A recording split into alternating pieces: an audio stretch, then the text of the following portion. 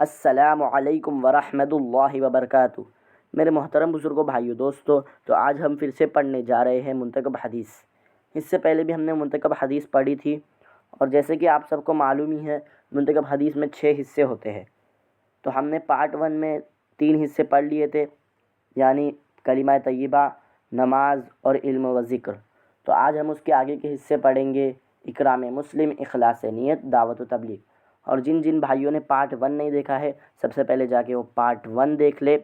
چلو ہم پڑھتے ہیں اکرام مسلم میں سے پہلی حدیث۔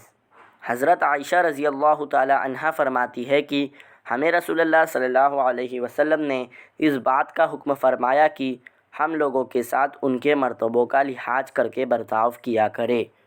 تو ہمارے نبی صلی اللہ علیہ وسلم کیا فرما رہے ہیں؟ مرتبوں کا لحاظ کر کے برتاؤ کیا کرے، یعنی بڑوں کی عزت کرے، چھوٹے بچوں پر شفقت کرے۔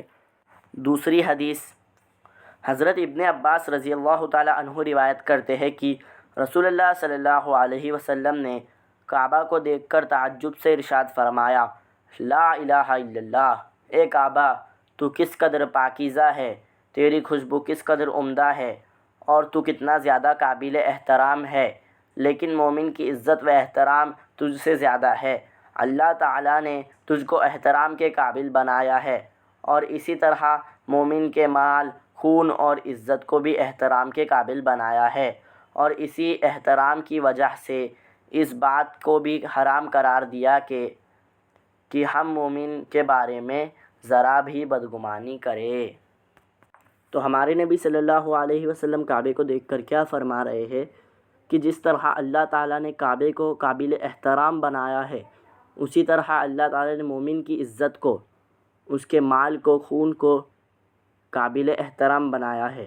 اسی وجہ سے اللہ تعالیٰ نے مومن کے بارے میں ذرا بھی بدگمانی کرنے کو حرام قرار دیا ہے۔ تو میرے محترم بزرگوں، بھائیوں، دوستو، ابھی ہم نے اکرام مسلم میں سے 2 حدیث پڑھ لی، اب ہم پڑھیں گے اخلاص نیت۔ تو چلو پہلی حدیث پڑھتے ہیں۔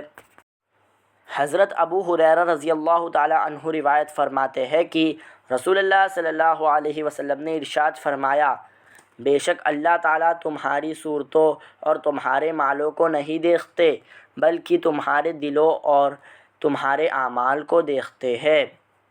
تو ہمارے نبی صلی اللہ علیہ وسلم کیا فرما رہے ہیں کہ اللہ تعالیٰ تمہاری صورتوں، تمہاری شکلوں کو نہیں دیکھتے، نہ تمہارے مال کو دیکھتے، تمہارے پاس کتنا پیسہ ہے، کتنا نہیں ہے، تم غریب ہو یا امیر ہو، بلکہ اللہ تعالیٰ دیکھتے ہیں تمہارا دل کیسا ہے، تمہارا دل صاف ہے، اچھا ہے یا برا ہے، اور اللہ تعالیٰ تمہارے اعمال دیکھتے ہیں۔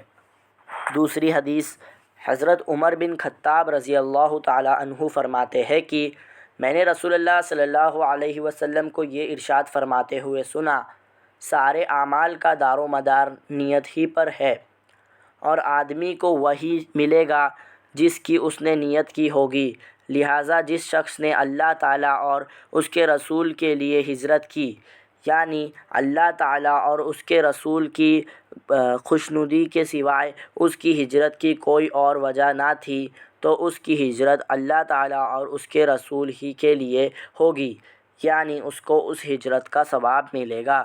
اور جس شخص نے کسی دنیاوی غرض یا کسی عورت سے نکاح کرنے کے لیے ہجرت کی، تو اس کی ہجرت اللہ تعالیٰ اور اس کے رسول کے لیے نہ ہوگی، بلکہ جس دوسری غرض اور نیت سے اس نے ہجرت کی ہے، اللہ تعالیٰ کے نزدیک بھی اس کی ہجرت اسی غرض کے لیے سمجھی جائے گی۔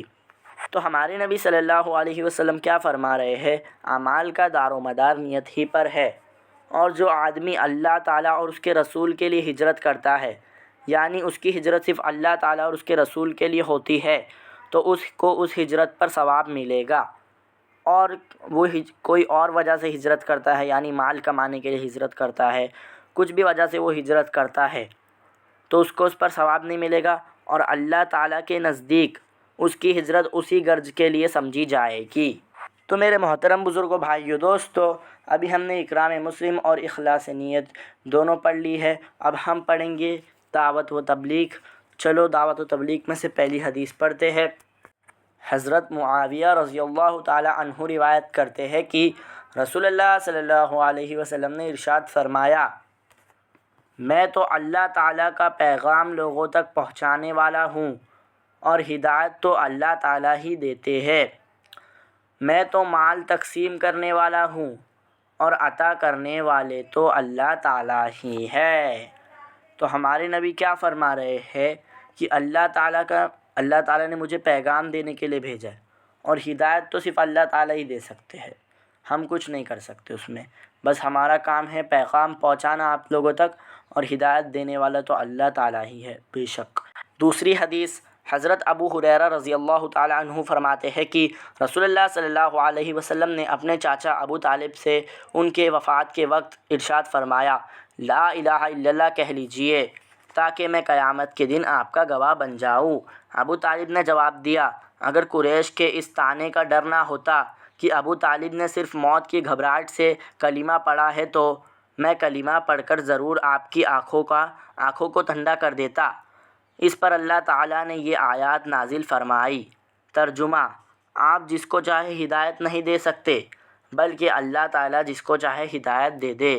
تو ہمارے نبی صلی اللہ علیہ وسلم نے اپنے چاچا ابو طالب کو وفات کے وقت لا الہ الا اللہ کہنے کے لیے کہا تھا، لیکن انہوں نے اس کو انکار کر دیا تھا۔ اس پر اللہ تعالیٰ نے ایک آیت نازل فرمائی تھی قرآن میں، جس کا ترجمہ ہے، آپ جس کو چاہے ہدایت نہیں دے سکتے، بلکہ اللہ تعالیٰ جس کو چاہے ہدایت دے دے۔ یعنی کوئی بھی کسی کو ہدایت نہیں دے سکتا، جب تک اللہ تعالیٰ نہیں چاہتے تب تک کوئی کسی کو ہدایت نہیں دے سکتا۔ تو میرے محترم بزرگوں، بھائیوں، دوستو، ابھی ہم نے دعوت و تبلیغ میں سے بھی 2 حدیث پڑھ لی۔ ویسے تو منتخب حدیث میں اور بہت ساری حدیثیں ہیں، تو انشاءاللہ جلدی ہم آگے کی حدیث بھی پڑھیں گے۔